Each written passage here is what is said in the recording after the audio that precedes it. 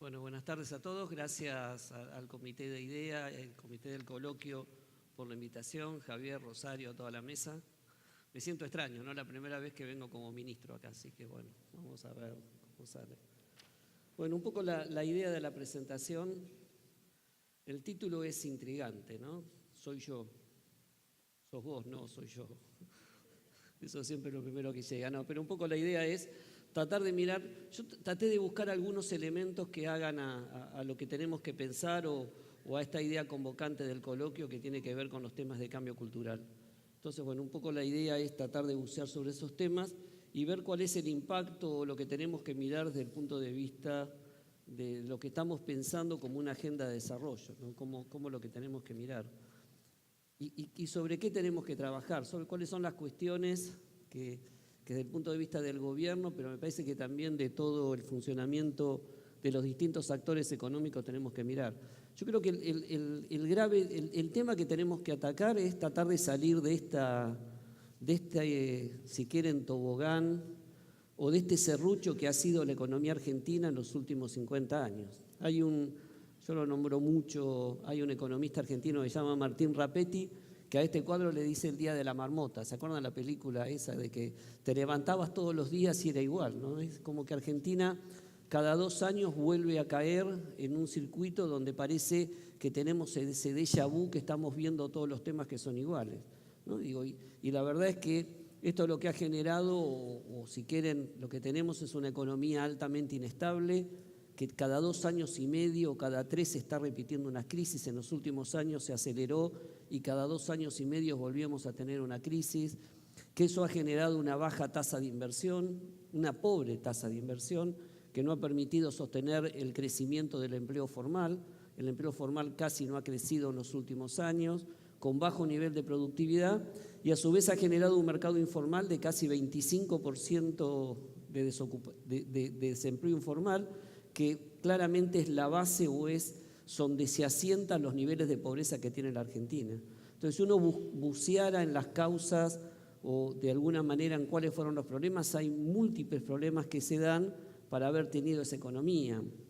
Un bajo nivel de inversión, un bajo nivel de capitalización, altas tasas de inflación que hicieron que perdiéramos la moneda, cuestiones que hacen a un déficit fiscal permanente, que es el principal impulsor del déficit fiscal y que generó una volatilidad macroeconómica que es imposible pensar en un ciclo de negocios mucho más de mediano plazo. Y a pesar de todas esas inestabilidades o esa vulnerabilidad, claramente muchas empresas se han desarrollado. Y por otro lado, falta de claridad de reglas de juego, que eso está asociado a lo que son los marcos institucionales. Es como que generamos un equilibrio, si quieren, de economía política, donde claramente convivimos con una baja tasa de inversión y una economía muy cerrada. Y esa economía muy cerrada ha generado estructuras que de alguna manera lo acompañan y lo fortalecen. Y muchas veces los problemas de una economía tan cerrada, con esas estructuras tan volátiles, terminan tratando de solucionar los problemas o las divergencias o las discrepancias al interior de cada una de las estructuras de valor colgadas de los subsidios del Estado. Por lo tanto, hacen al sector empresarial muy dependiente de las arcas fiscales y agrava o de alguna manera potencia los problemas de déficit fiscal. Entonces, claramente tenemos que cambiar este equilibrio y este equilibrio, si quieren, de economía política entre el sector público, la relación del sector público, los actores privados, tanto los sectores empresariales, pero también como los sindicales, que nos permitan llevar a un cambio, como lo está planteando el coloquio, un cambio cultural en términos de tratar de tener una economía, pero que sea, digamos, el objetivo de todos los actores económicos, una economía mucho más integrada al mundo, mucho más abierta y mucho más competitiva. Y eso requiere no solo tener una tasa de inversión, requiere cambios de las reglas de juego muy fuertes en términos de marcos regulatorios, reglas de juego claras, transparentes y un esfuerzo muy grande de los distintos actores. Entonces, si uno tuviera que pensar sobre qué ejes básicamente deberíamos pensar ese cambio cultural que de alguna manera se está planteando desde el coloquio ya, en los últimos coloquios viene haciendo y lo siguen reafirmando acá, Yo creo que hay 4 ejes en los cuales uno debería empezar a mirar y que en parte el programa económico del gobierno está dirigido hacia eso. El primero es, tenemos que tomar como un valor, pero un valor público de toda la clase política, no solo responsable del gobierno nacional, sino las provincias, los municipios, la estabilidad macroeconómica. O sea, tenemos que lograr tener una estabilidad macroeconómica y eso implica tener consensos con respecto a las políticas fiscal y monetaria. Digo, si no logramos tener consensos con respecto a que no podemos gastar más de lo que ingresa y que a su vez no podemos vivir eternamente del financiamiento externo o peor de la emisión, claramente nunca vamos a tener un horizonte de mediano plazo desde el punto de vista de la inversión. Entonces creo que claramente hay un factor que de alguna manera ha estado ausente en el compromiso político y social de los últimos años, que es tener reglas de juego claras en materia macroeconómica. La inflación es un problema y el principal causante de la inflación es el Estado, no es el sector privado, no son las empresas, es el Estado porque viene manteniendo déficit muy fuerte en los últimos años. Entonces me parece que hay un tema importante en términos de estas cuestiones que hacen y que va más allá del cambio económico, que hacen al cambio cultural, es tenemos que tener consensos con que la estabilidad macroeconómica es un valor que tenemos que respetar. El segundo es, tenemos que tener una economía integrada al mundo. Argentina es la tercera economía más cerrada del mundo, después de Sudán, y no me acuerdo cuál era la otra, pero claramente tenemos pocos acuerdos de comercio con el resto del mundo. Solo estamos integrados al Mercosur con serias dificultades para poder venderle a Brasil, porque tenemos todavía, a pesar de que estamos integrados, tenemos problemas de acceso al mercado y tenemos acuerdos de preferencia comercial o de acuerdos de libre comercio con menos del 10% del PBI. Estamos hablando de Israel, que hemos logrado un acuerdo de libre comercio, algunas negociaciones con México, algo con Chile, Bolivia y el Mercosur. Entonces, tenemos que tener una mayor integración. ¿Por qué? Porque cuanto más nos integramos, cuanto más comercio tenemos, más inversiones tenemos. Y cuanto más inversiones hay, más integramos nuestras empresas en cadenas de valor regionales o cadenas de valor, si quieren, mundiales. Tenemos muy poca integración en nuestro aparato productivo. En general hay importaciones, pero no hay una interrelación muy fuerte. Cuando uno exporta, y cuando mejor exporta, tiene que tener mucho contenido importado, porque eso ingresan bienes más competitivos, nos permite aumentar el grado de valor y podemos exportar más. Salvo la cadena automotriz, que tiene un nivel de integración regional, tenemos muy poco nivel de integración. Por ejemplo, Alemania tiene un contenido importado en sus exportaciones de casi un 40%. China tiene un contenido importado en sus exportaciones más del 55%. Nosotros tenemos un contenido importado en nuestras exportaciones que no supera el 18%. O sea, tenemos un contenido de país primario. Por lo tanto, tenemos que hacer un esfuerzo y eso también es una política no solo que tiene que impulsarla el sector público, el gobierno nacional, tiene que tener un respaldo de los distintos sectores de la clase política y el sector empresarial tiene que también mirar mucho más el resto del mundo como para poder integrarse. Tenemos una mirada muy de economía interna y muy solo del mercado interno como principal motor de expansión. El otro gran tema es, tenemos que dejar de pensar al Estado como solamente un sector que genera o nos garantiza la rentabilidad o nos garantiza el mercado, a pensar al Estado como un facilitador de negocios y un facilitador de la actuación del sector privado. Tenemos un sector público muy grande, muy burocrático. El 60%, yo les puedo asegurar que el 60 o 70% de los problemas que tienen las empresas se las genera el propio sector público en los 3 niveles, ¿no? Por aumento de regulaciones, por burocracia excesiva, por una mirada penalizante con respecto al sector privado. El sector público desconfía del sector privado, la burocracia desconfía del sector privado. Siempre está pensando que de alguna manera lo viene a engañar en función de conseguir una prebenda o alguna otra discusión. Y también el sector público, el privado, tiene que cambiar su modo de relacionarse con el Estado. Las tasas de rentabilidad no se negocian en los despachos oficiales, se ganan en los mercados. Y estamos acostumbrados a fuertes regulaciones que de alguna manera han generado una simbiosis entre parte del sector privado y gran parte del sector público. El sector público tiene que regular mercados, tiene que intervenir con reglas claras, transparentes y tiene que facilitarle la vida al sector empresarial, no imponerle, porque los que más sufren son las pequeñas y medianas empresas a las que no dejamos crecer, no las dejamos desarrollarse y por eso tenemos una baja natalidad de empresas y una baja empresarialidad en gran parte del territorio nacional. Y por último, también creo que hay un tema importante de gobernanza institucional. Argentina tiene un sistema de representación institucional muy fragmentado y eso dificulta la calidad de la definición de políticas públicas. Cuando como funcionario me siento en una mesa a tratar de acordar política pública, tengo frente a mí 7, 8 cámaras del mismo sector que representan a veces no solo intereses parciales, sino representan intereses familiares. No es una cámara porque se peleó con el primo, entonces abrió una cámara distinta. Entonces es muy difícil, poder construir una política pública que sea transparente, que sea clara y que sea permanente en el tiempo. Entonces hay también un problema de representatividad del sector privado, tanto en las cámaras, en los sindicatos, como en las cámaras empresariales. Argentina debe ser el país que más cámaras empresariales tiene. Entonces, es difícil la comunicación e, insisto, es difícil poder tener políticas públicas que de alguna manera se manejen con claridad. Entonces, me parece que estos 4 ejes son ejes importantes en términos de definir un patrón o un cambio que no solo es un cambio económico, sino que define también un cambio cultural, tanto en el comportamiento del sector público como del sector privado, para poder relacionarnos, para poder tener una economía mucho más abierta, mucho más integrada al mundo y que sea mucho más competitiva. Tenemos que modificar esas reglas de juego. Déjenme nada más que pasar ahora algunas filminas con algunos números y con algunos comentarios, pero sobre ese eje. Lo primero que tenemos que estar es, y creo que ahora es un tema principal, estar comprometidos con la disciplina fiscal.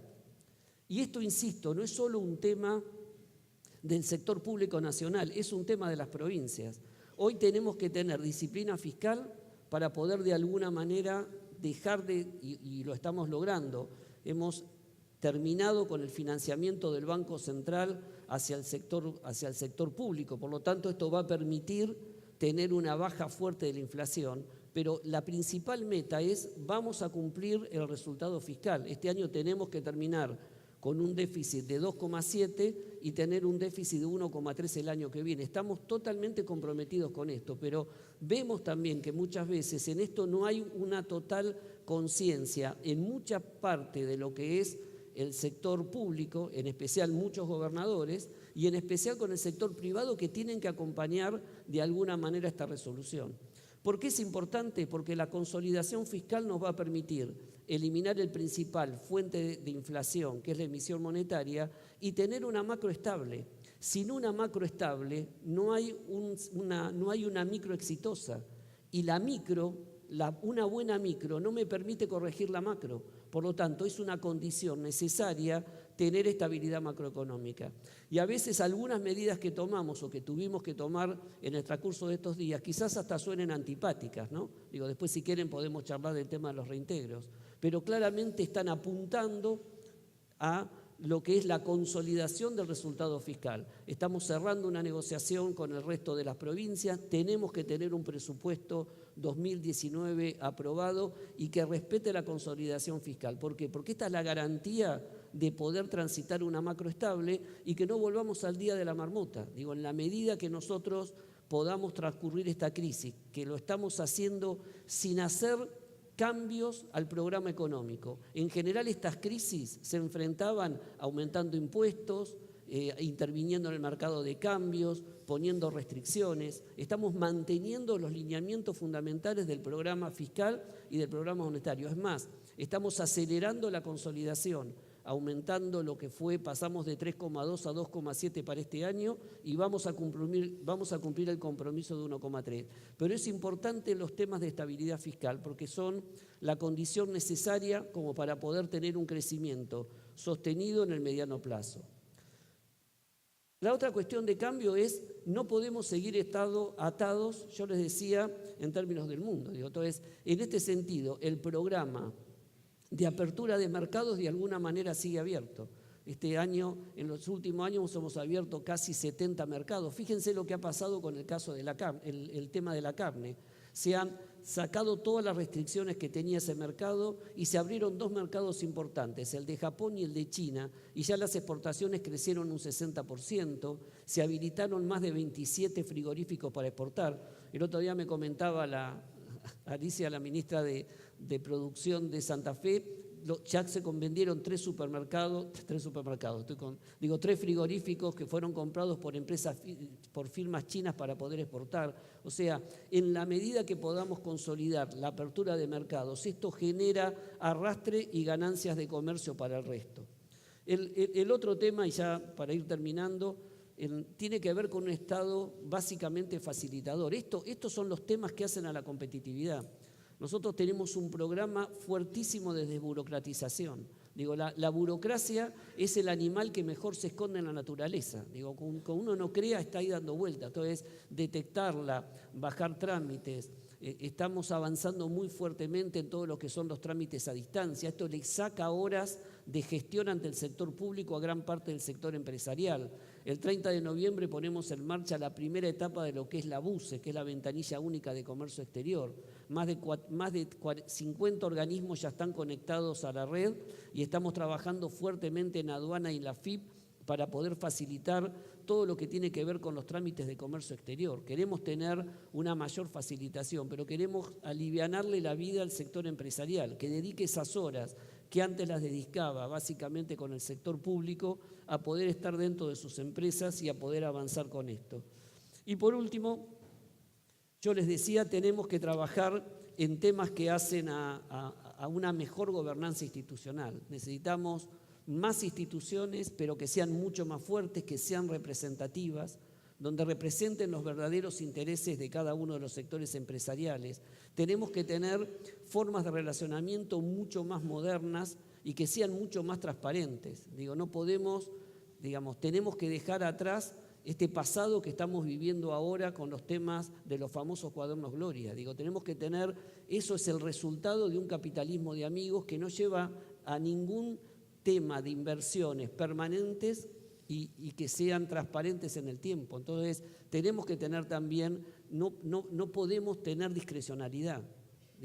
A lo que era la discrecionalidad en la Secretaría de Comercio, nosotros estamos poniendo Comisión Nacional de Defensa de la Competencia, leyes más actuales de defensa del consumidor, programas de lealtad comercial, Comisión Nacional de Comercio Exterior. Tenemos que actuar bajo normas institucionales y que sean respetadas y que de alguna manera estén bajo los marcos internacionales. Por eso es tan importante ingresar a la OCDE, por eso es tan importante el acuerdo Mercosur-Unión Europea, porque nos da un grado de institucionalidad mayor. Y tenemos que de alguna manera tener instituciones que nos ayuden a ser mucho más proactivos y avanzar en temas que hagan a captura de inversiones y exportaciones. El 28 de agosto el presidente va a estar lanzando la Estrategia Nacional Exportadora de Argentina, que de alguna manera va a involucrar el relacionamiento con todos los sectores. Entonces me parece que tenemos, aparte de las atenciones de la macro, de las cuestiones de corto plazo, tenemos que pensar en una política y en una interacción mucho más mirando el mediano plazo. En la medida que no podamos romper ese equilibrio mediocre que en los últimos 40 años no nos ha dejado crecer y que nos aboquemos en una relación mucho más transparente y mucho más establecida bajo reglas de juego en el mediano plazo entre el sector público y el sector privado, construyendo de esa manera nos va a hacer posible poder tener una tasa de inversión mucho más alta, tener un crecimiento más sostenido y terminar con ese gran flagelo que tiene nuestra sociedad, que es el segmento de mercado informal dentro del mercado laboral. Muchísimas gracias.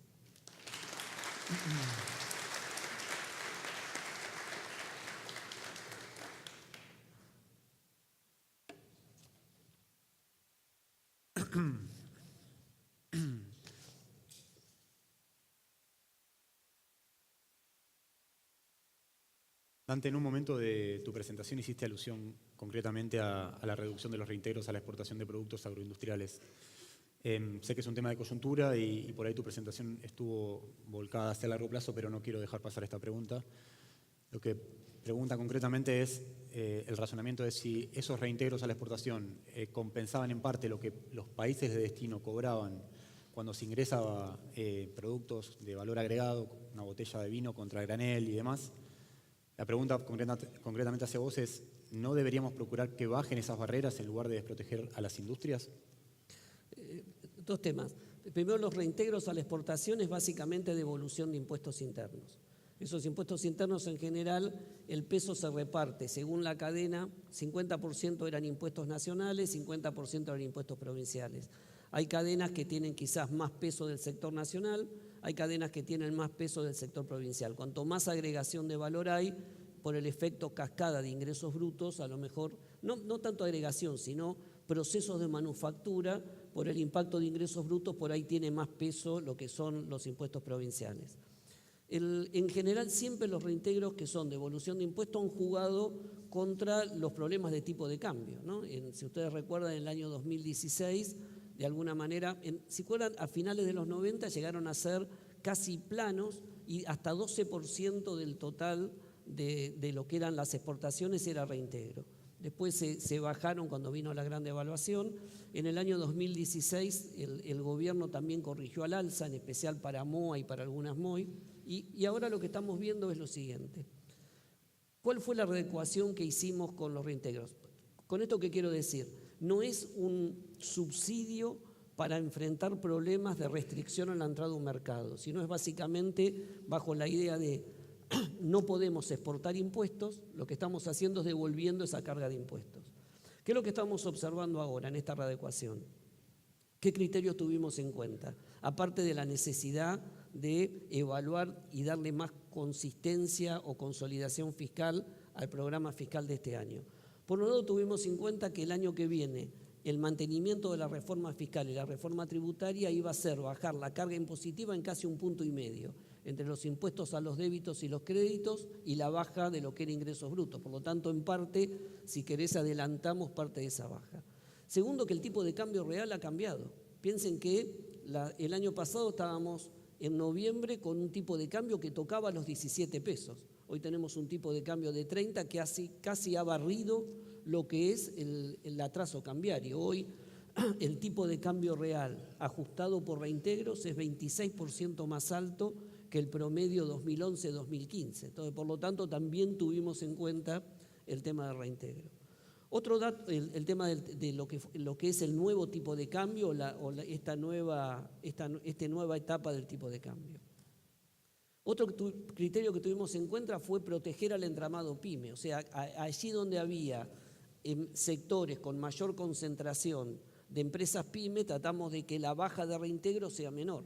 Y en algunos casos directamente no tocamos los reintegros, como es en el caso de sectores como textil, muebles de madera, que acá en Santa Fe tiene mucho impacto, calzado, marroquinería. ¿Por qué? Porque si bien eran sectores que tradicionalmente eran más de comercio interior, hoy están en condiciones de poder tener una salida exportadora.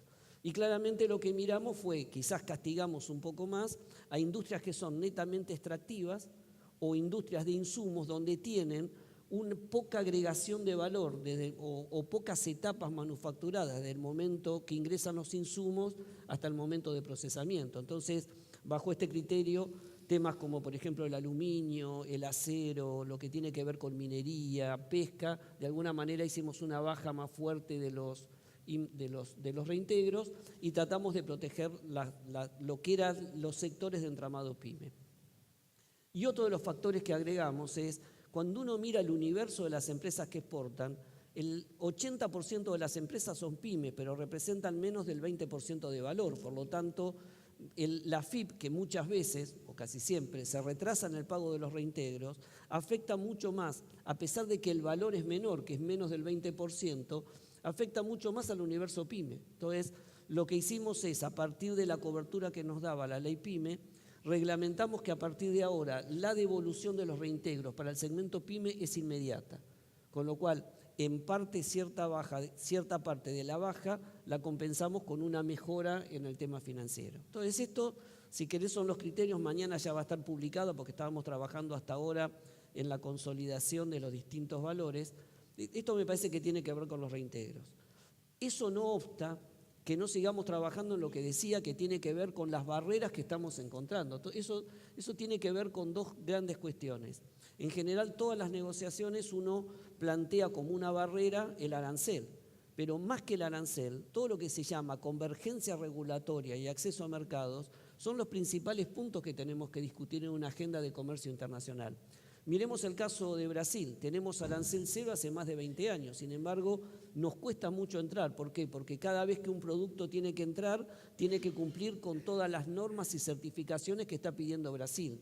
Y a lo mejor uno las cumple, pero después tenemos que acordar quién certifica que esas normas las estemos cumpliendo. Y muchas veces el país de destino te exige certificaciones por los certificadores de su país, en los cuales no tenemos acuerdos de conformidad, etcétera, etcétera. Entonces, esa es una agenda que en los últimos 15 años, cuando uno está más con una economía más cerrada, se había abandonado. Se usaban esas cuestiones más como una defensa de comercio que como una forma de poder salir, y es donde tenemos que tener la gran agenda en los próximos años de trabajar sobre convergencia regulatoria, evaluación de normas de conformidad y en todo lo que tiene que ver con reglamentos técnicos. Fortalecer nuestra producción local para poder tener un mayor ingreso y que no se transformen los reglamentos técnicos o normas de seguridad o normas ambientales en obstáculos o en barreras al comercio.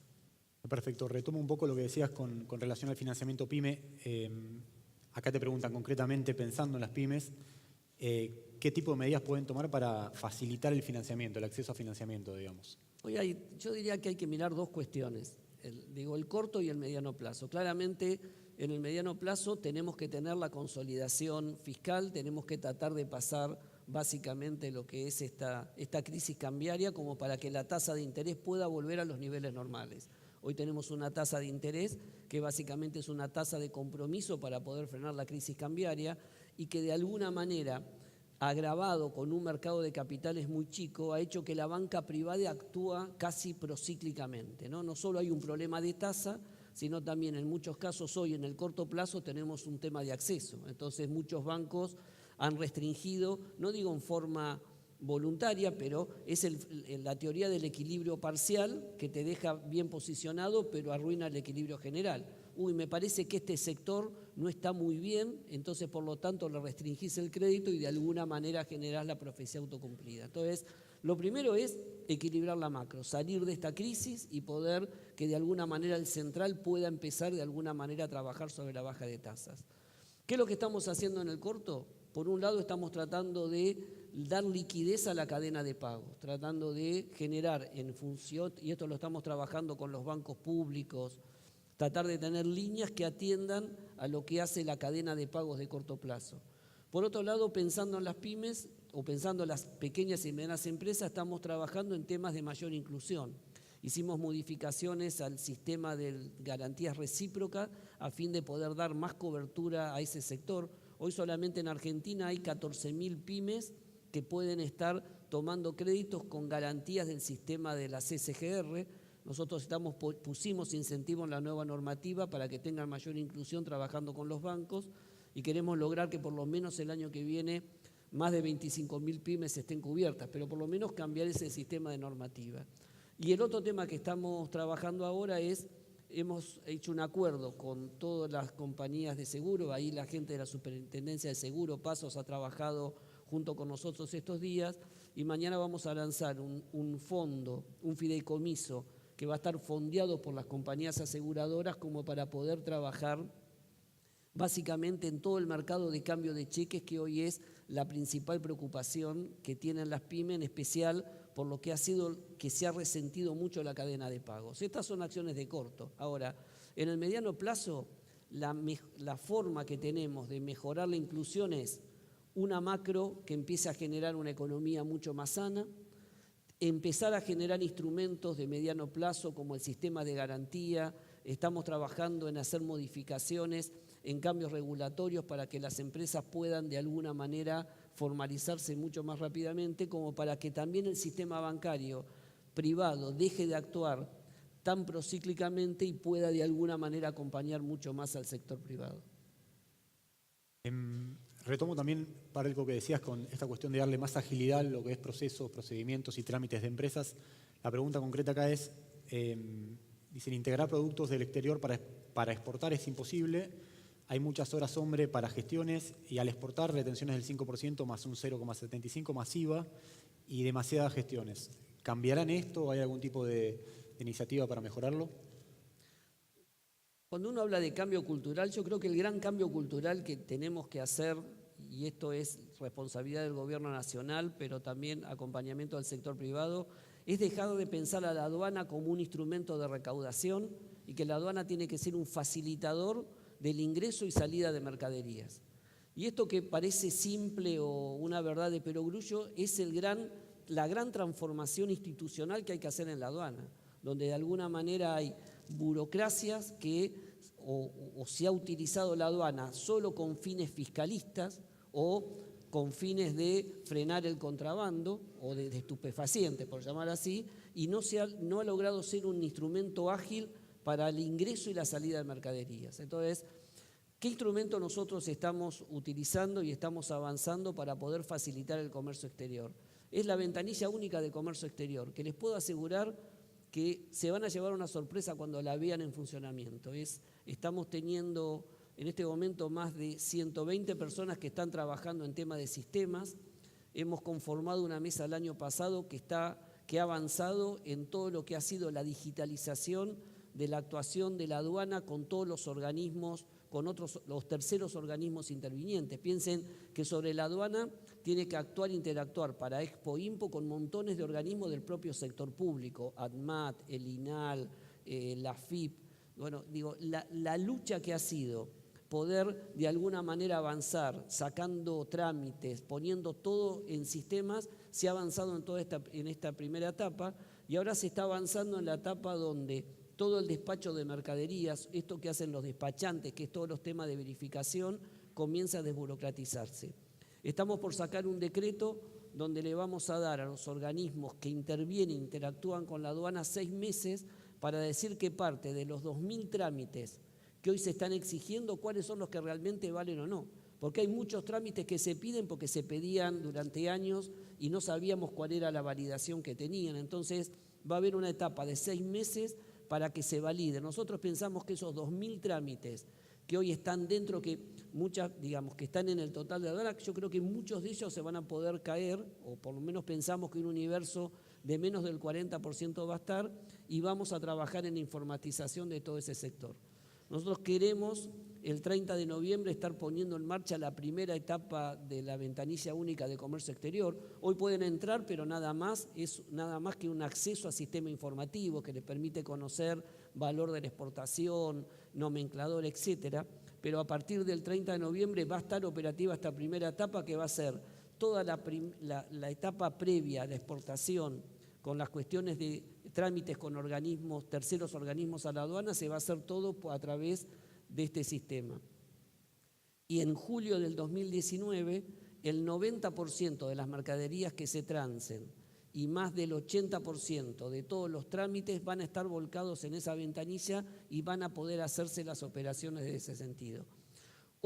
Un tema que iniciamos y que está en marcha ahora, que no tiene esa dimensión, que todavía cuando uno lo mira en términos de impacto de comercio es bajo, es el exporta simple. Cuando uno lo mira, se han hecho más de 1.300 operaciones de exportación por un monto de menos de 3 millones de dólares. Pero ¿qué es lo importante? Lo importante no es tanto el monto que se ha hecho, sino que es un sistema que permitió que jóvenes emprendedores o empresas familiares hagan la primera exportación por primera vez desde su propio local y desde su propia oficina. Ya sea que tuvieron un contacto en el exterior, que tuvieron de una misión, ya sea porque pusieron su producto en la internet y lo pudieron vender, pero desde su negocio pudieron entrar a ese portal, cerrar la operación con su cliente, contratar un courier que pasaba por la casa a buscar la mercadería y entregársela en la puerta a su cliente en otro país. Se hicieron, pero cuando uno lo mira hay cosas impresionantes, ¿no? Chicos que fabricaron sillas y que se las vieron en el exterior por internet e hicieron la exportación vía este sistema, hasta empresas chiquitas de metal mecánica que lograron colocar alguna pieza en el exterior. Entonces, esto si bien uno dice, bueno, en monto no impacta tanto, pero lo que está haciendo es, ese primer emprendedor que hizo esa operación es un futuro pyme de los próximos 3, 4 años que ya nace con una conciencia exportadora. Entonces, el exporta simple como una primera entrada y un primer escalón para empezar a bucear en el mundo de la exportación para pequeñas empresas o microempresas. Y por otro lado, el fenomenal desarrollo. Yo digo que la BUCE va a ser el Metrobús del comercio exterior, ¿no? Digo, va así a generar una especie de revolución cuando, digamos, en el trabajo que se está haciendo por lo que es el proceso de digitalización y desburocratización, realmente es impresionante. Perfecto. Hay dos preguntas que hacen referencia a la cuestión impositiva y cuánto debería ser la carga impositiva ideal para fomentar el desarrollo del sector privado. La sintetizo en una que dice lo siguiente: lograr la independencia del sector privado de las arcas del Estado equivale a reducir el tamaño del Estado, obviamente la presión impositiva, a menos de un 25%, que es una tasa razonable a la que se puede crecer. ¿Cómo se puede llegar a esos niveles más sustentables y más en un escenario como este? Si uno mira y toman en cuenta, pasó muy desapercibida para el mundo empresarial lo que ha sido la reforma fiscal y la reforma tributaria que se votó en el mes de diciembre.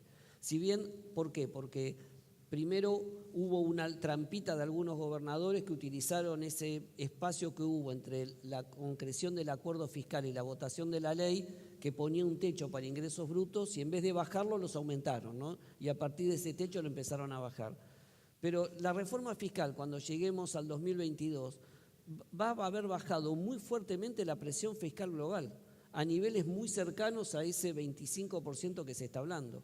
Estamos hablando de la eliminación de gran parte de los ingresos brutos, solo va a quedar ingresos brutos en una parte del comercio, la baja del impuesto a las ganancias casi al 25%, la eliminación del impuesto a los débitos y créditos. O sea, esa reforma que el año que viene se va a sentir mucho más desde el punto de vista del impacto de las empresas, está encaminada hacia eso. Ahora, ¿realmente es la reforma que queríamos o es la reforma que de alguna manera estamos pensando? No, fue la reforma posible en el marco de un gobierno que no tiene mayorías legislativas y donde de alguna manera para el sector político es mucho más fácil aumentar gastos que bajar impuestos. Entonces, claramente es una reforma que mejora los incentivos desde el punto de vista de la inversión, baja la carga tributaria y avanza hacia ese objetivo, pero que todavía creo que queda mucho camino por recorrer. Tenemos que trabajar en la simplificación y de todo lo que es el sistema en la base para que haya menos impuestos y que esos menos impuestos sean más simples de llevar adelante y que impliquen mayor formalización.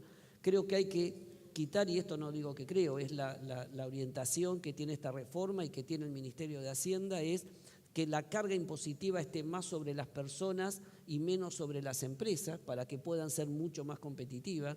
Pero creo que esa es una segunda etapa que vamos a llevar adelante. Creo que en esta primera etapa es importante, pero planteamos o debemos ir a un nivel similar al que estabas planteando. Una última para cerrar, nos está corriendo el tiempo y es bien local la pregunta, por estar en Rosario, corazón agroindustrial de la Argentina. La pregunta es la siguiente, dicen, hay cerca de 400 plantas expeller de soja en todo el país que están trabadas o con poco trabajo por el nivel de retenciones. ¿Coincidís con ese diagnóstico? ¿Qué se puede hacer para corregir esa situación? El programa de retenciones sigue estando vigente. Lo único que se hizo ahora con esta reforma de ayer es hacer una pausa hasta el mes de diciembre para que se igualen lo que es la rebaja, la retención al poroto de soja y lo que es el aceite, y a partir de ahí continúa hasta el compromiso del año que viene de llegar a un 18%. Creo que en parte ese compromiso se va a cumplir. Todo el esfuerzo fiscal es para mantener, digamos, volver a ese criterio de un déficit fiscal más bajo y poder mantener toda la reforma fiscal y reforma tributaria que se ha hecho.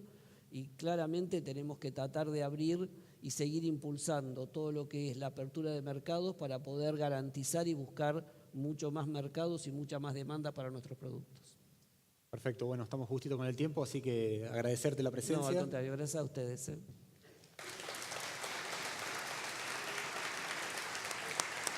Muchísimas gracias a ambos, pero les pedimos que se queden un segundito nada más. Vamos a recordarles que IDEA va a enviar a todos los participantes un mail con la encuesta de satisfacción de este precoloquio, que les pedimos que completen, ya que es información muy valiosa para que podamos ofrecerles año a año un mejor precoloquio. Y a continuación va a subir al escenario el ingeniero Javier Goñi, presidente de IDEA y gerente general de Ledesma, para compartir las palabras de cierre de este precoloquio.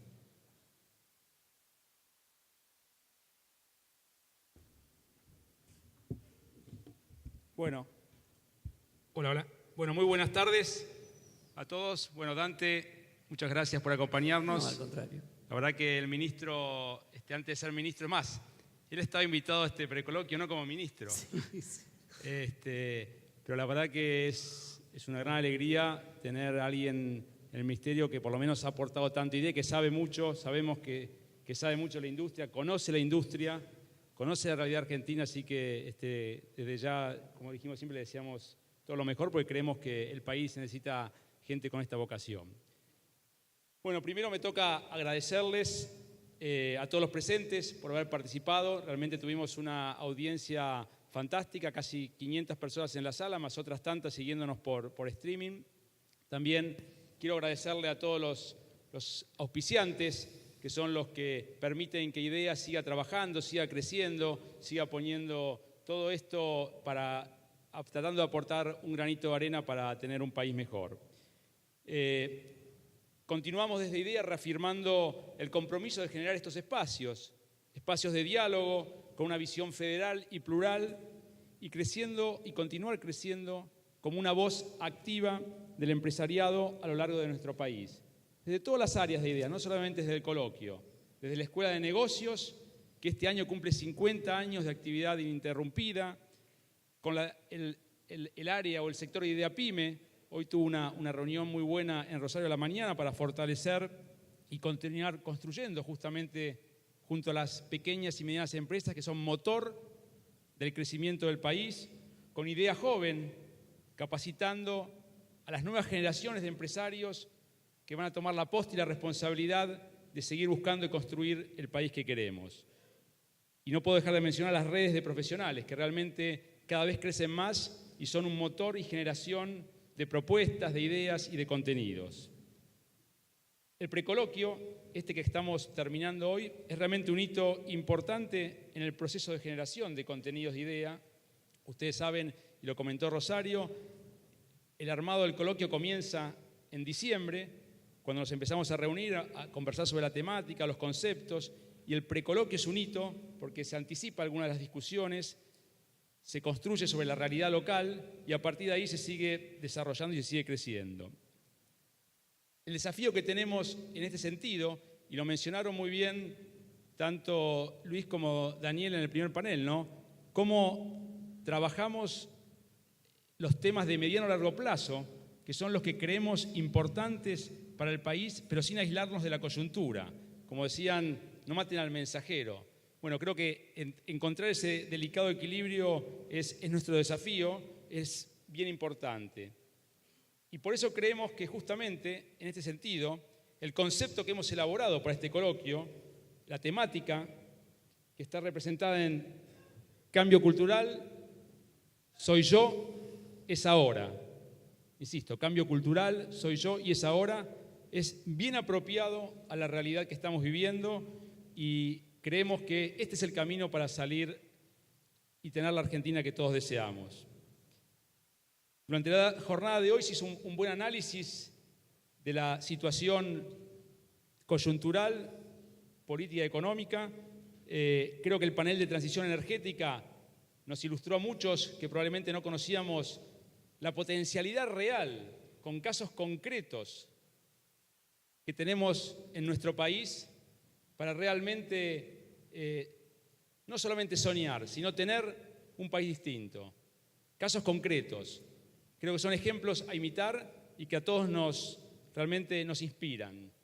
Y también contar con la presencia del ministro de Producción, que realmente, como le decía, creo que está aportando y está contribuyendo para que realmente podamos salir adelante. Pero no quiero dejar de referirme brevemente a lo que estamos viviendo en estos días en nuestro país con los famosos cuadernos Gloria. Es muy triste, realmente es muy triste, es doloroso. Y si nos aislamos y leemos en los diarios y salimos un poco a veces de la anestesia que tenemos de los acontecimientos, es tremendo. Sin embargo, lo vemos con esperanza. Celebramos que la justicia realmente esté actuando para desarticular el entramado de corrupción entre muchos actores de la sociedad. Funcionarios que hacían abusos de poder para robar. Políticos cuyo único fin fue enriquecerse a expensas de la sociedad, lejos de prestar el servicio que tienen que prestar a la comunidad. Jueces cómplices que cajonearon los expedientes a cambio de dinero espurio. Malos empresarios que buscaban el atajo para enriquecerse ilícitamente. Periodistas funcionales, y etcétera, etcétera. Así podría seguir describiendo. Un entramado realmente mafioso. Es imprescindible que la justicia desenmascare a todos y de esa forma se pueda separar la paja del trigo. Porque no somos todos iguales y afortunadamente la mayoría no lo es. Es por eso que si queremos construir un país en serio, es importante y necesario que los culpables se hagan cargo de sus delitos y que paguen por ello. En los últimos años,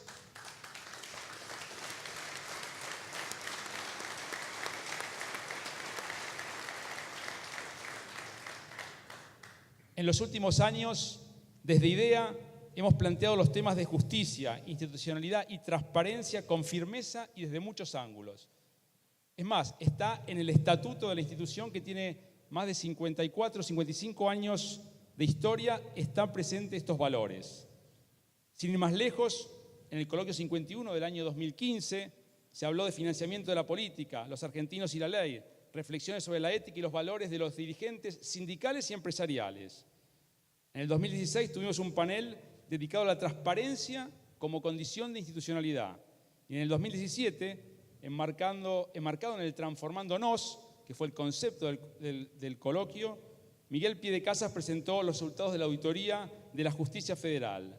Así como también en el coloquio del año pasado, elaboramos junto con otras entidades y presentamos en el coloquio un documento sobre la importancia de establecer un marco de financiamiento de la política. Eso hoy está en proceso de, ojalá, convertirse en algún momento en una ley. Los que participamos en IDEA estamos convencidos que es necesario de una vez por todas acabar con las mafias enquistadas si queremos un país en serio, democrático y vivible. Por una razón muy simple además, la pobreza que tanto nos duele es también consecuencia de esto. Entonces creo que de una vez por todas tenemos que dar un paso adelante y confiamos que esta vez sí sea realmente un punto de inflexión e invitamos a toda la sociedad a demandar a la justicia que actúe con ecuanimidad, con celeridad y con firmeza en todos y cada uno de los responsables. Ese es realmente nuestro deseo, ese es el mensaje que venimos trabajando, como les decía, no en los últimos 2, 3, sino varios años en la institución y creemos que puede ser un punto de inflexión. Ojalá podamos estar todos a la altura de este desafío que nos plantea hoy la Argentina.